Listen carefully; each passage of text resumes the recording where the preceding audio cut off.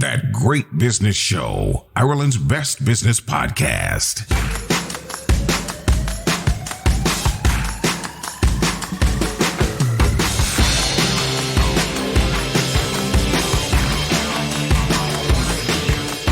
Welcome to episode 147 of That Great Business Show, where we bring you great tips, insights, and unique business opportunities, all in a perfectly packaged podcast with thanks to Dundeal.ie. I'm Conall MorainWith. On this episode, we bring you probably the best or worst named company in the world. They're the Terrible Group, and if you're a Hosier fan, you'll be fascinated by what they do.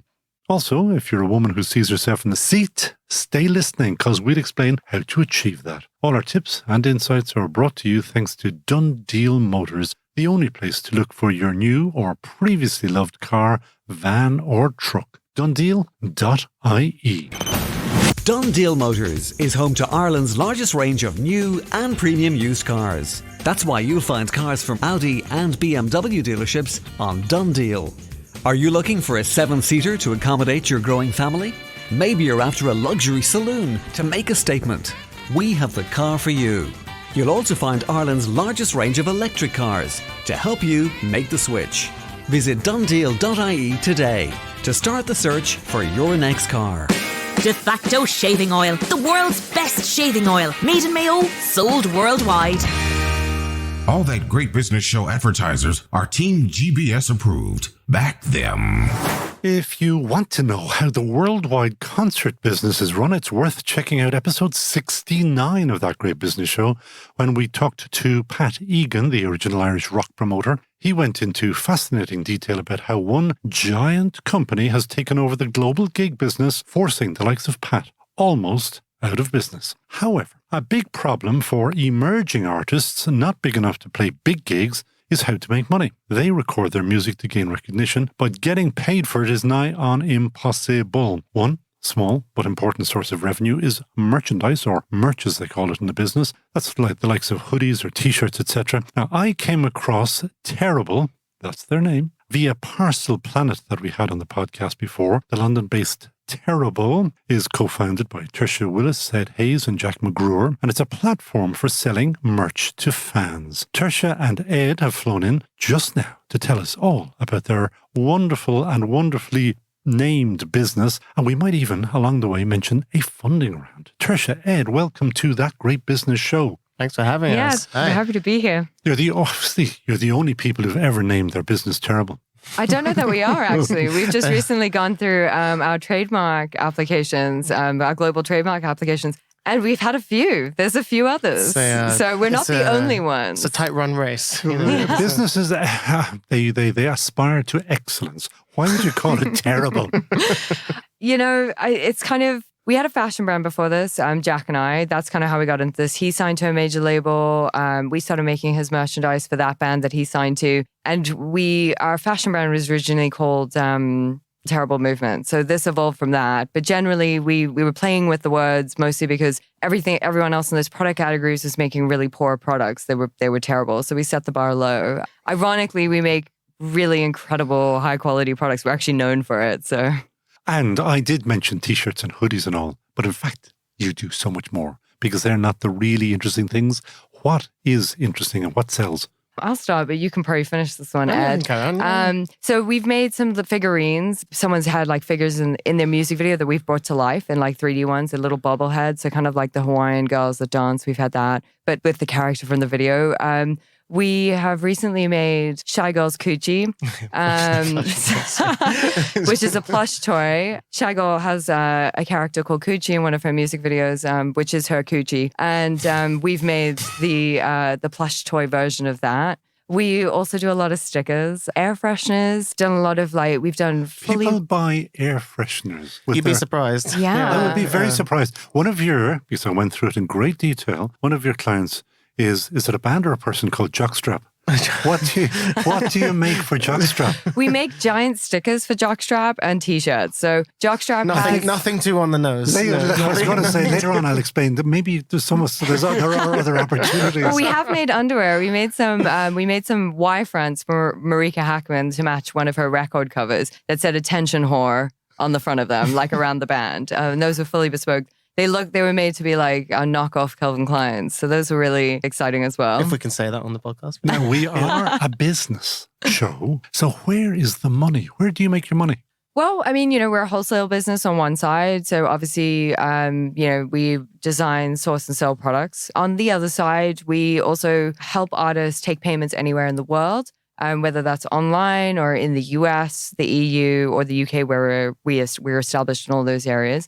And we facilitate tour revenue as well for artists. So we help them with their POS sales, and we have we've actually just recently launched an entire platform to help artists manage their online and at show businesses. So we provide them with a POS system. And now I've just found out that you are, or were, but you are really, because you never lose it. You are a musician. Yes. And that you have played across the States, and that you have played session music.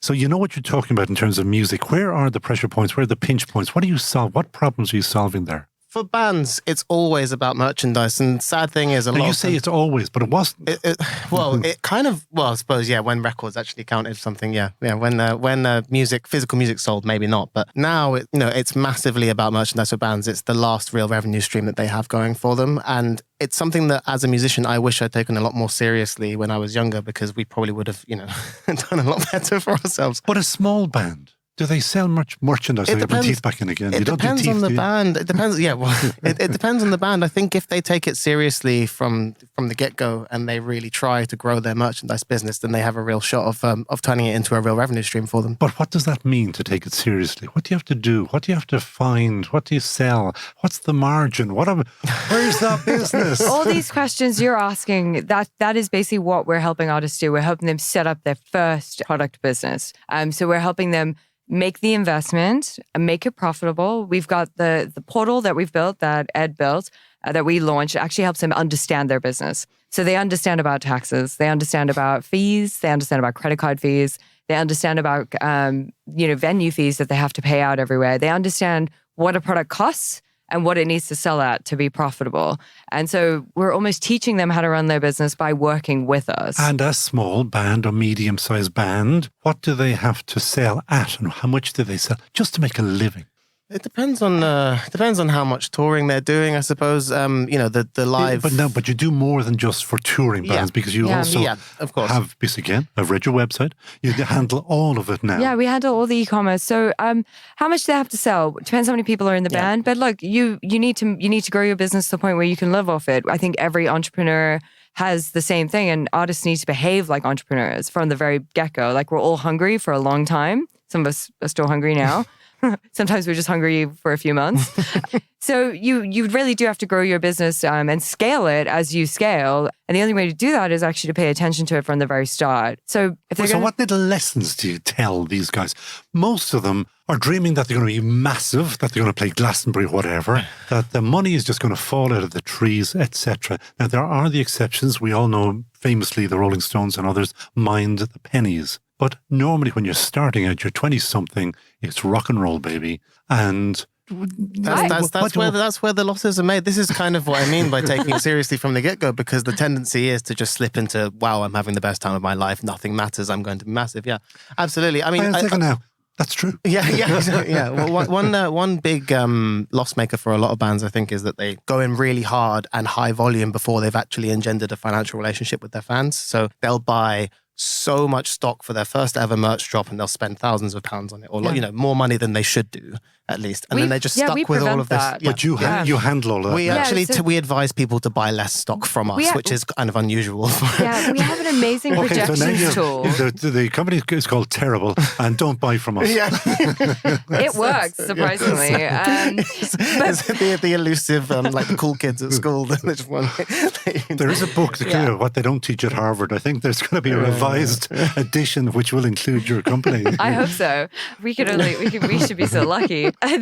We're very much about artists not overstocking. We built a tool that helps artists run their projections, what tickets they're selling, how many, like where they're going on tour, how much artists are selling in their genre, what price points they're selling at. And we share that data with them to help them like build a better business. Now, it's really hard to teach musicians and artists lessons, But it's becoming easier because the bands that are kind of coming of age now, they don't really drink or party like everyone used to. It's interesting actually. That's a good point. A lot of bands now that survive are the quote unquote smart bands that do kind of see it as a business from the get-go, and they have a 10-point plan on how their success is going to be achieved rather than just kind of, now, throwing caution to the listening wind. Wants to know who sells huge and what's the margin and how much does a top artist manage to sell a T-shirt or something that identifiable for? Oh, I can tell you this. So I mean, it really, we've had one artist that's able to sell their T-shirts at £70, or even sometimes it'll be $80 in the US. There are like high-end premium T-shirts. It's still a T-shirt. Still a T-shirt. Still a T-shirt. I mean, you do get fancy T-shirts. We had a collaboration a really long time ago. That was 95 to 100 per T-shirt, and they sold out instantly. Yeah, it just depends on the artist and their fans. And the margin's good on that. What you didn't mention is the artist's name. Well, we can't do that. Of course you can. No. You're amongst friends here. I told you I can see all your artists on the website anyway. Yeah, you can, but you're going to have it's a long list to go through, isn't it? 489, I think, is what... Conall, they completely ripped everyone off. Huge margins. Can't tell you the name, but... No, they didn't. They didn't. There are costs to business. And I think this is another lesson in any business, is that there is a cost to doing business. And it's not just... the cost of manufacturing, it's the logistics, it's the storing it, it's the moving it, it's the marketing it. With artists, it's about playing the show, the rehearsals for the show. So your margin is pretty small when you consider actually all of your operating costs to get to the point where someone will pay £95 or dollars or euros for your T-shirt. And of course, we have to mention our great pals Parcel Planet, because why do you use them? We love them, but why in the UK, in a worldwide operation like yours, why do you use our pals in Parcel Planet?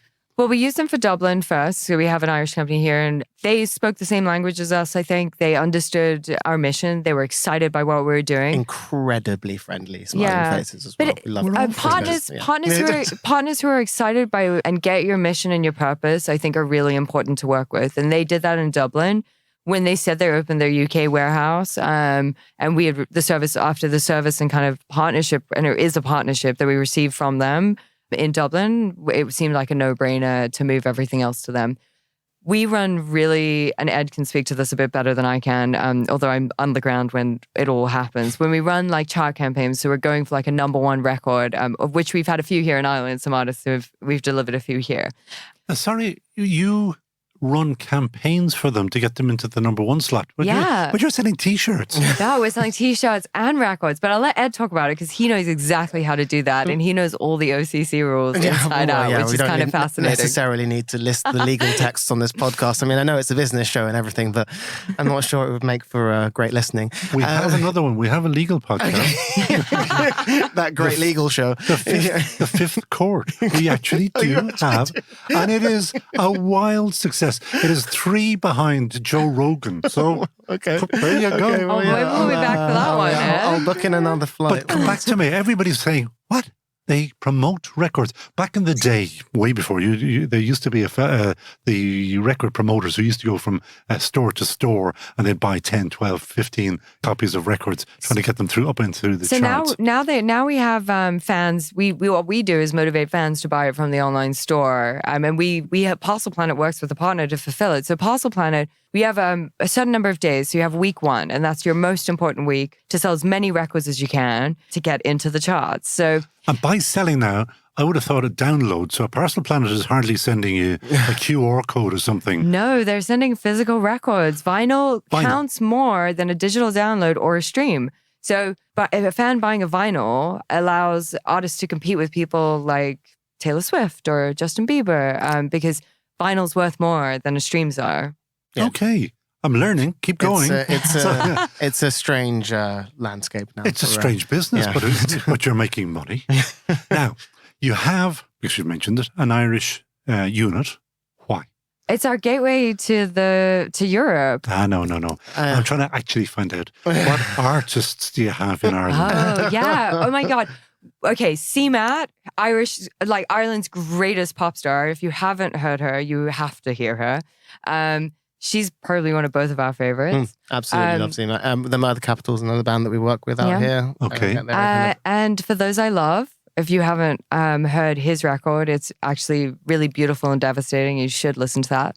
There's another up-and-coming, well, not up-and-coming, Yune Pinku is another Irish artist. Yeah, I'm waiting. I'm out here like a fisherman waiting with my little bait here. I'm waiting to hear an artist beginning with H and an O and a Z.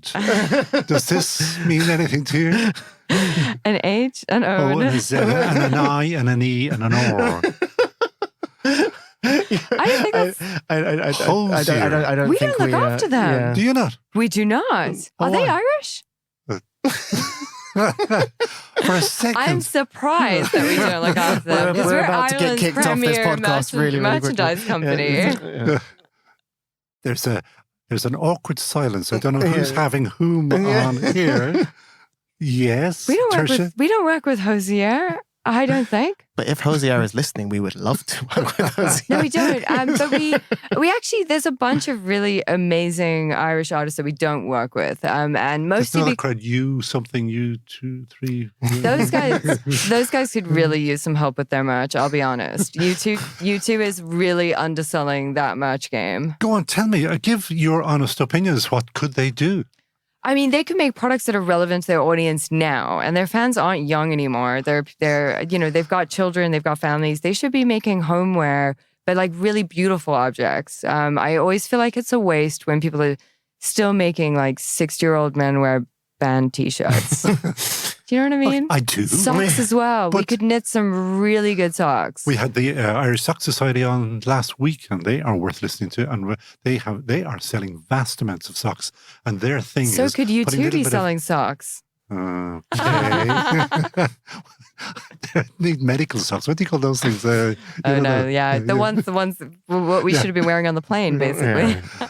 What else could you two do that you think, come on, guys, you can up You know what? game. I actually think at this stage in their career, I think some a beautiful coffee table book, and we do work with people that make books, would be something really special. But did Bono not do something very similar? Not just Bono, the whole band. There's a whole history there, I think, that could be more accessible. And then from that book, right, we could do a series of postcards. You could do a series of beautiful art prints as well. I imagine there's some extraordinary photography that they probably own all the rights to that they could still use.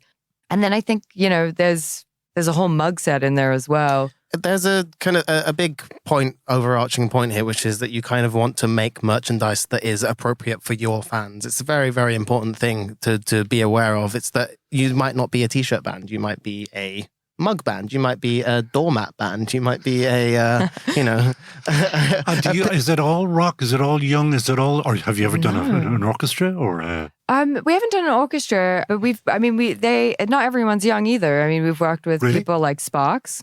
Have you? Yeah. Have you met with them? No. Okay. I'd love to meet the guy with the little moustache. Yeah.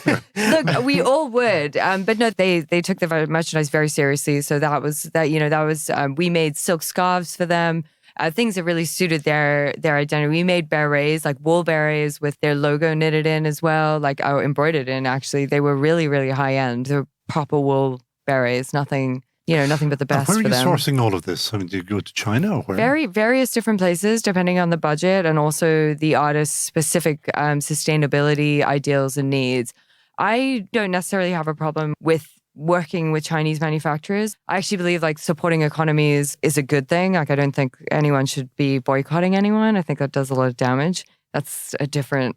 That's a whole other podcast if you have one for that. So we do that. We also have manufacturers in Taiwan. That's kind of where we go for more high-end items. We manufacture in London. We have manufacturers here in Dublin. We have manufacturers in Compton, in LA. Yeah, and also Chicago. So we've got factories in lots of different places.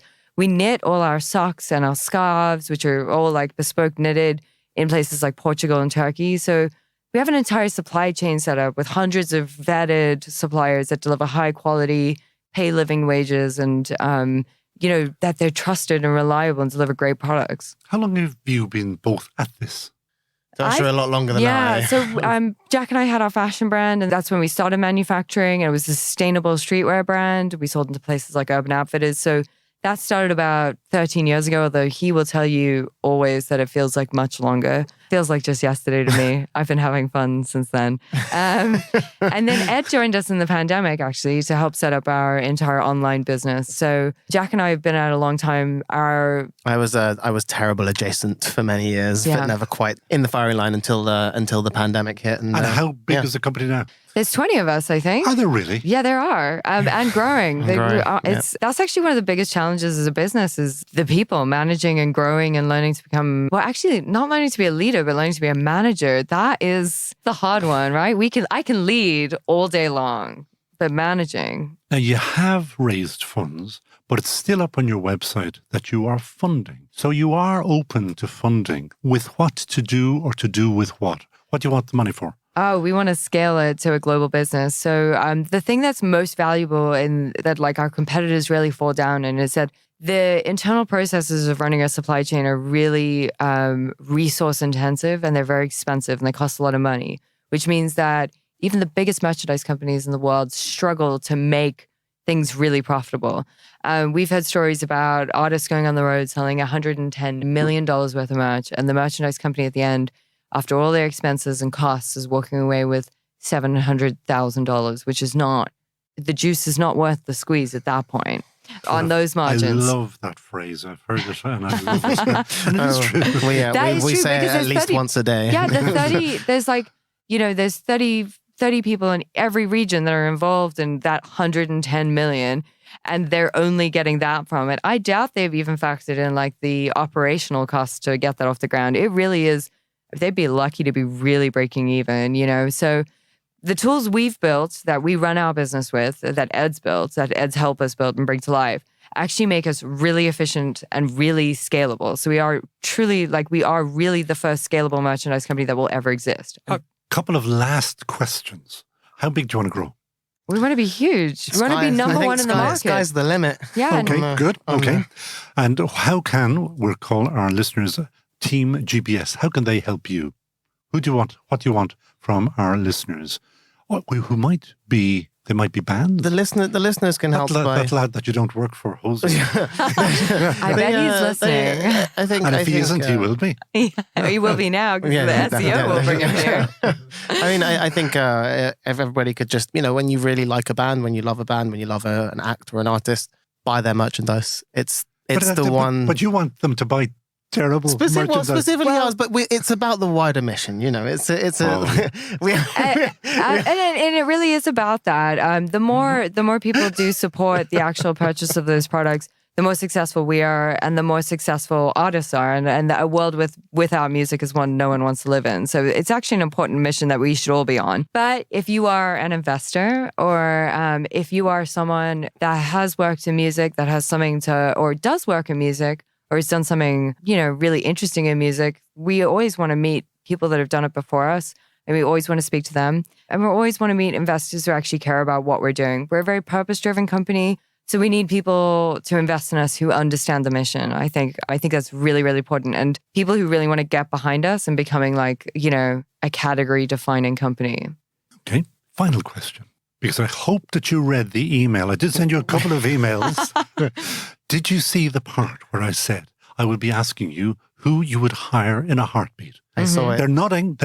I saw it just before we come into the studio. So I already know who Ed would hire. I actually told Ed who he would hire. Well, we spoke about this briefly. Let me ask you, Ed, who would you hire? Yeah, who has Tersha said you would actually hire? I currently work at the company with two of my other brothers, and there's one last one that we had to capture. So I would instantly get the fourth because of brothers. Oh yeah, your brother. I have three brothers. Yeah. Okay. So and we've got three. We got three of the four working for us. We need names because your brother could be anything.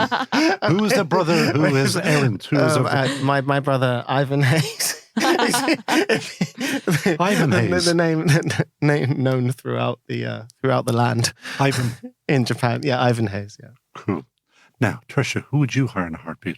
I would hire myself, actually. Hang on a second. There are a couple of rules that I should start introducing.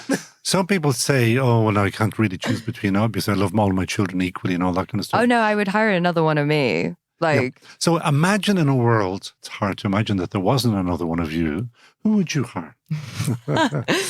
You didn't read the email, did you? I did. You know what? I did read the email, but Ed actually translated a lot for me. So I'm gonna. I wrote it in the English. We were having fun with it. I think Tersha's argument is that she has so much drive for the company that she would literally need to be in two places at once to be able to do everything she wants to achieve. You know, like short of that, I'd probably hire the founder of Nike just to whip everyone into shape. He was really good at, like, Phil Knight. He was really good at ignoring, like extremely good at ignoring his employees to get them to do what he wanted. I think there's some like really interesting management skills in it, but also he could read you excerpts of his book every day. You could just pay him for he an could hour just tell of his us time. that he could teach us some things. No, but I think actually that book and understanding how that company struggle, it's a products business. We're in a products business, a manufacturing business. And the book is It's called Shoe Dog. Shoe Dog. Yeah. So I think he would be my hire as well. You know, a man that can fail and admit to failure is always a man you want on your team, right? And so, Well, not if he fails again. I mean, he failed a lot. But he got it right eventually. He did eventually get it right, but you know what? He really fought hard to stay true to his cause, and I think that is something we do, and he's one of us. But I would also love it if he would also he could just really teach us some lessons in manufacturing that we wouldn't have to learn ourselves. And scaling as well. There is a good choice. I always have a good choice. I'm a big reader. So who I wouldn't hire would be Elizabeth Theranos, the Elizabeth Holmes. I don't think she's available at the moment. And she won't 10 be to for 12, maybe right? 10 years or something. Predisposed, yeah. She's tied up. People who are Tersha Willis and Ed Hayes of the terrible, I was going to say the terrible group, just of terrible. Yeah. Thank you so much on joining that great business show. Imagine calling it the terrible business show. It would be amazing. No, it wouldn't. Of course it would. No, because everybody would agree. We didn't fly all this way to be called terrible. Thank you so much for joining us on that great business show. Done Deal Motors is home to Ireland's largest range of new and premium used cars. That's why you'll find cars from Audi and BMW dealerships on Done Deal. Are you looking for a 7-seater to accommodate your growing family? Maybe you're after a luxury saloon to make a statement. We have the car for you. You'll also find Ireland's largest range of electric cars to help you make the switch. Visit donedeal.ie today to start the search for your next car. All that great business show advertisers are Team GBS approved. Back them. More than half of the population is female, which is all you really need to know as to why your business should reflect that number in your staff cohort. But in the upper echelons of business, there's still a long, long way to go to achieve that. In fact, an organisation called the 30% Club is just trying to achieve the far more modest ambition of having women in 30% of the top spots in business. Gillian Harford is country executive for the 30% Club, a global campaign supported by chairs and CEOs driving gender balance on boards and at the C-suite, and is on the hunt for more women who want to be board members. Gillian Harford, welcome to That Great Business Show. Thank you very much for the invitation. Everybody listening is saying, I want to be a director. I want to be a director. I'm a woman. How can they become a director? Oh, I don't know. I think last week's podcast might have frightened them away a little bit. I was listening to it in the car on my way in. That was just to remind people a huge exposition of what it means to be a director, which can land you, only if you're bold, in the clink for 10 years or cost you €500,000. Do listen back to that one. Sorry, Gillian. That's quite all right. Well, I can assure you I am here to talk about great women. The reality of it is, and this is what we focus on within the 30% Club, is that great women already exist across Irish business, across every sector, every industry.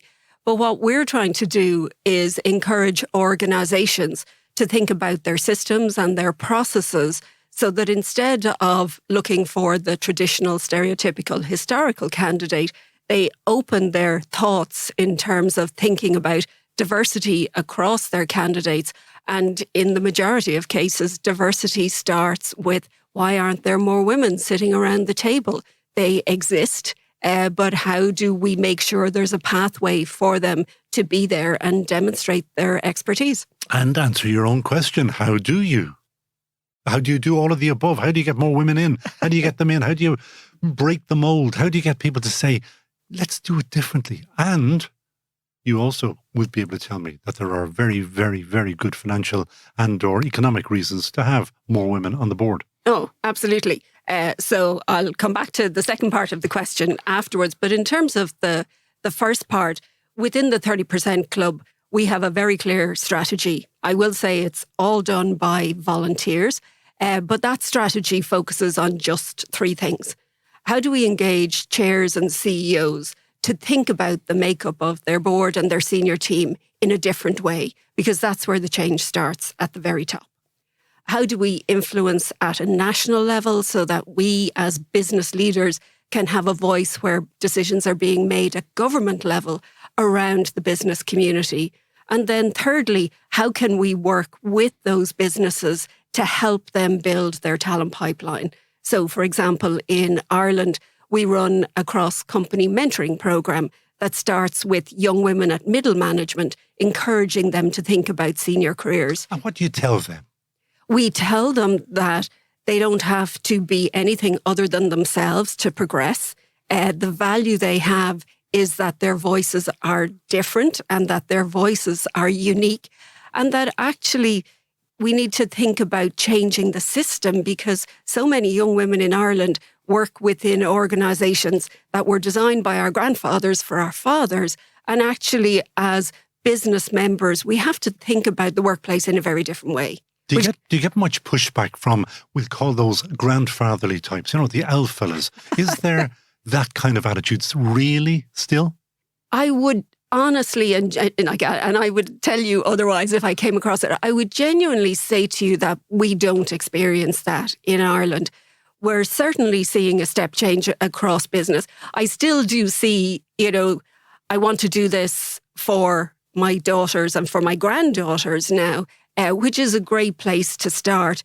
But definitely Ireland has moved on. Firstly, because customers are saying to business leaders, we're very diverse. We want you to think of us as a diverse consumer group in your product development.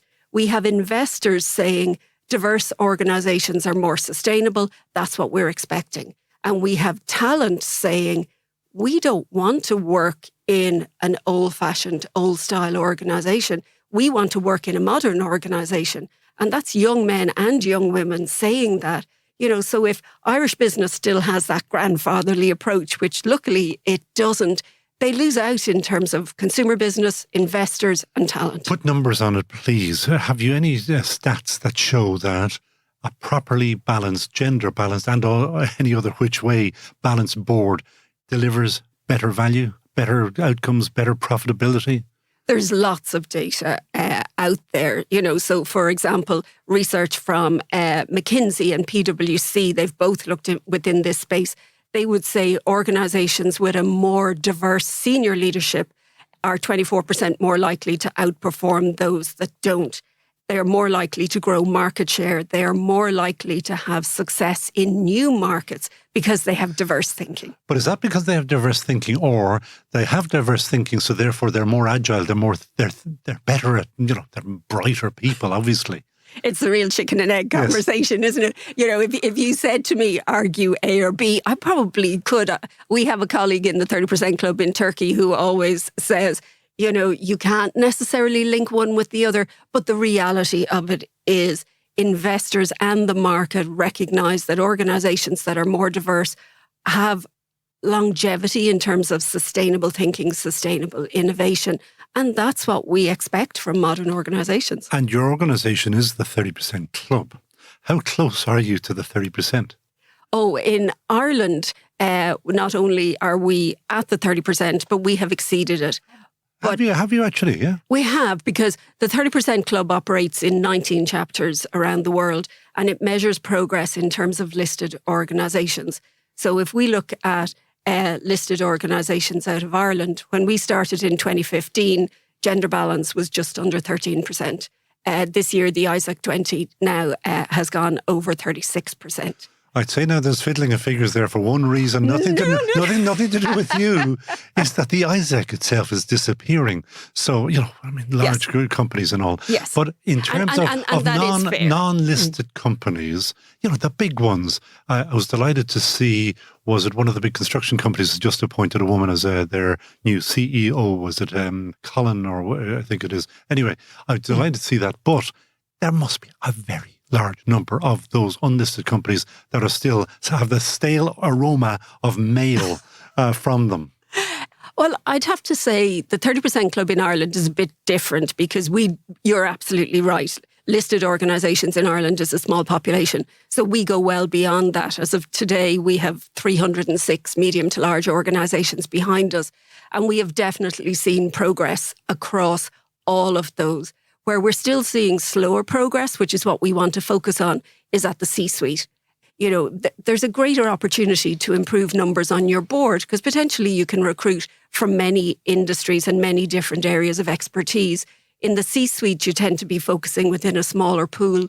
So within the 30% Club in Ireland, we don't focus just on boards. We look at C-suite because just as important decisions are made at C-suite as they are at board level. And we still have a bit of a way to go in Ireland on the ISAC 20 and across the full breadth. What are the stats for your ISAC 20 on the C-suite? Even that's not too bad compared to other countries. So in 2018, it was at 17%. This year, it's at 27%. Oh, 27? Yeah. Well, that's okay. Yeah. Well, 50% is what you should be aiming for, but exactly. There you go. And we definitely speak now about beyond 30%. 30% is the starting point, not the end point. So we're very clear about our long-term ambition. So for those who are heading for the C-suite, and for the C-suite, if you don't know what it means, well, you better check it out. That means chief of finance, chief marketing, chief executive, chief whatever.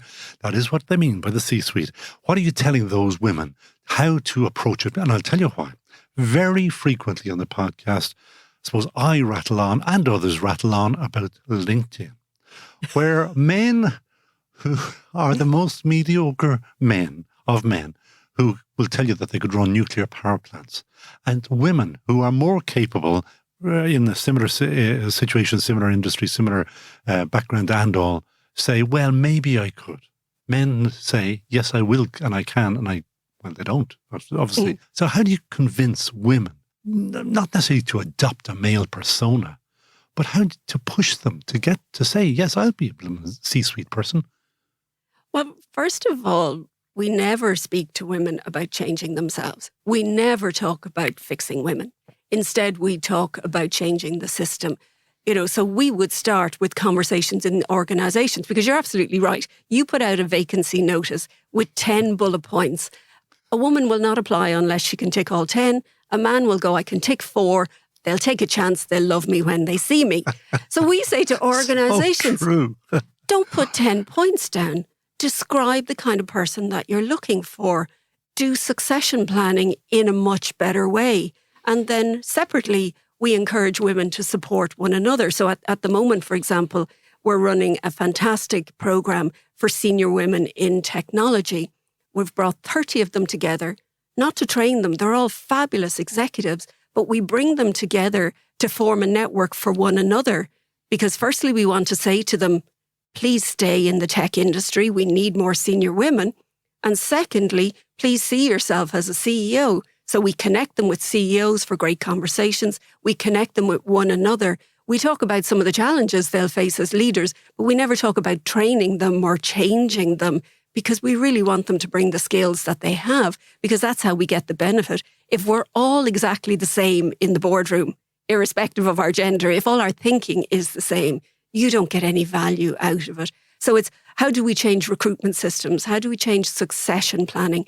How do we change how organisations think about retaining talent? And when you do that, then talent stays.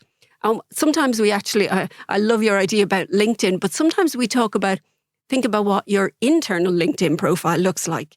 Because a lot of people spend time thinking about what does the outside world think about them. But so many executive positions are filled internally. So we encourage women to look up and think about what their internal profile looks like, and how do they make sure the decision makers know what their strengths are, either through mentors or sponsors. discuss that more? Because I'm fascinated by that now. What are you trying to do with them, or what are you asking them to do? We're encouraging them to talk about their achievements, to talk about their talent. I hate to talk about stereotypes. I really do. But the reality of it is, some of it is based in a little bit of fact. But women are more likely to talk about achievements in terms of we and the team. And we encourage them to talk about I. What did you do? What jobs are you interested in? It's absolutely all right. And not only is it all right, but it's absolutely the right thing to do to find a sponsor in your organisation, to talk about the next job that you want, and to put yourself out there in terms of your career ambitions. Finding a sponsor in your organisation, how do you go about that? It can go two ways. What we're starting to see now is Irish organisations putting in sponsor programmes where they actually encourage the most senior executives to sponsor younger talent, particularly underrepresented talent. And these are still at early stages, but we see them working well, where it's very structured and set up by the organisation. But what we tend to see as well is informal structures where women are beginning to realise that actually I'm not always in the room to talk about myself. So who can talk about me when I'm not there? A coach talks at you, a mentor talks with you, and a sponsor talks about you when you're not there. So we encourage women to identify the people who are in the room. So who can talk about them in promotion discussions? Who can talk about them in talent conversations? Who talks about them during performance reviews? And to look for sponsors who can help them in their career journey. And when you say you have programs, do you actually have programs that people have to spend 3 days, 3 weeks, or anything to prepare themselves? Not really. As I said, we have the cross-company mentoring program, which is run with our partners, the IMI, and that runs over a year. And that's where mentors and mentees from different organisations in Ireland come together to work together. And we've had about 2,500 people who've gone through that. Every university in Ireland now gives us some scholarships every year on executive education. So we have between 25 and 30 of those. So they're quite formal. But we run a Board Ready programme with Deloitte, which brings 30 women together once a year for about 10 hours to connect them with non-executive directors and have conversations. And then the Senior Women in Tech programme that we run with EY, that's the same. It's about 10 hours, but it's across 5 months, so the group get to know one another. So they're the kind of things we do. And cost to the participants? There's a small cost through the IMI programme because that's quite formal. What's small now? Hundreds or thousands? Oh, hundreds. Okay. And, it's you don't just get a mentor, you get access to all the resources in the IMI, both as a mentor and a mentee.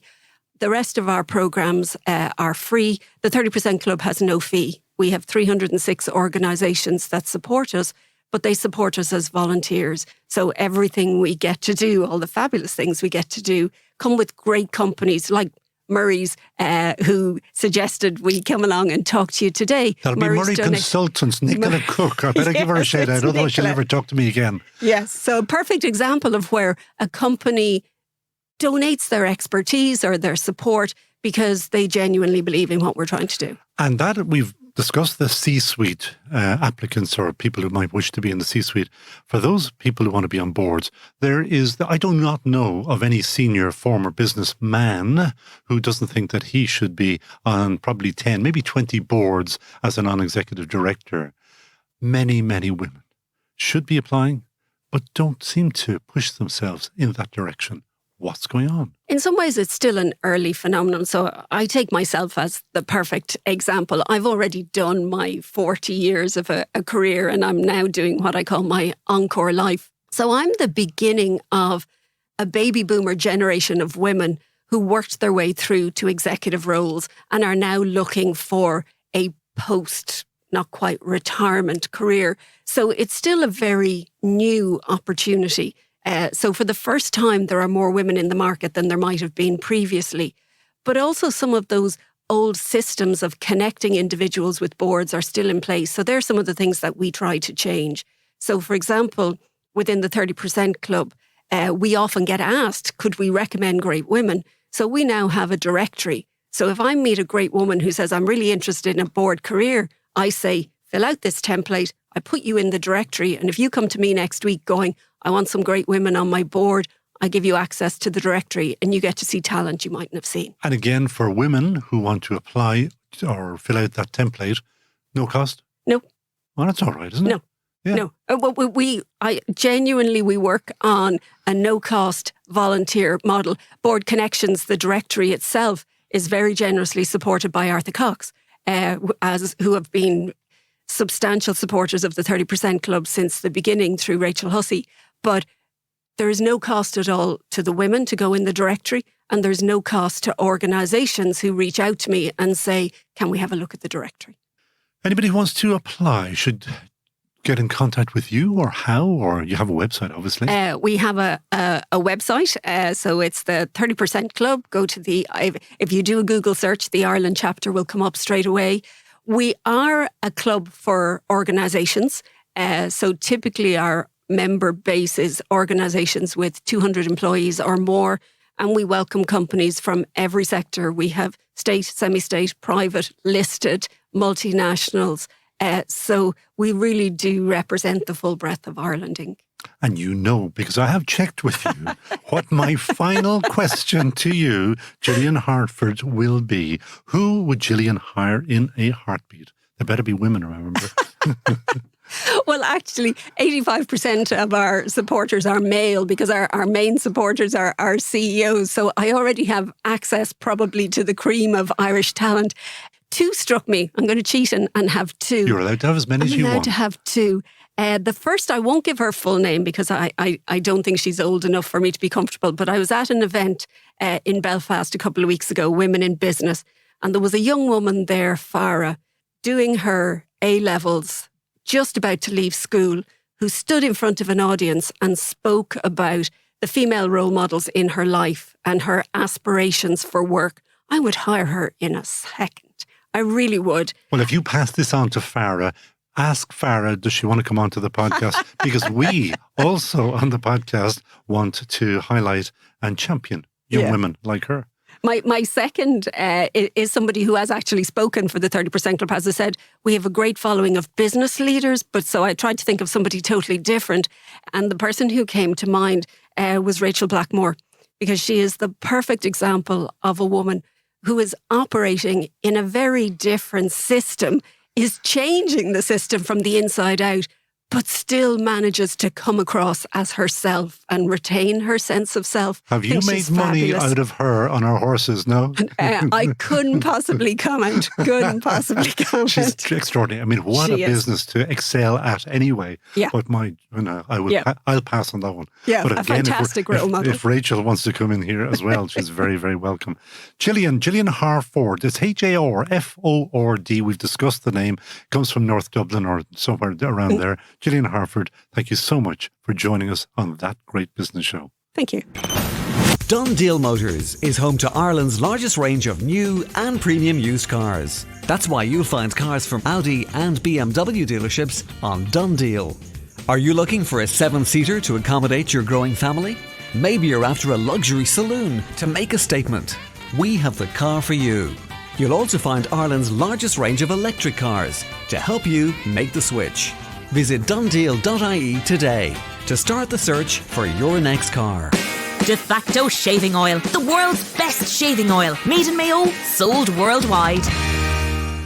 It's all go la cuirsaí gno on thatgreatbusinessshow.com. That Great Business Show. And that is it from That Great Business Show, episode 147. Great business insights and inspiration, all thanks to our sponsor, donedeal.ie, the only place to find your next car, new or second-hand. Sign up for email updates and for your own personal copy of the podcast at thatgreatbusinessshow.com. And that's where to go if you'd like to advertise with us as well. We record at the Dublin South Podcast Studios, where Lee Must Get My Face on a T-shirt Brennan is today's sound man, while the man whose face is already on all of our T-shirts, studio manager and engineer supreme Peter Rice, adds his magic later. And that's why we are acknowledged globally as the best sounding podcast. So from me, Conall, MorainWith, to you all, agus slán tamil.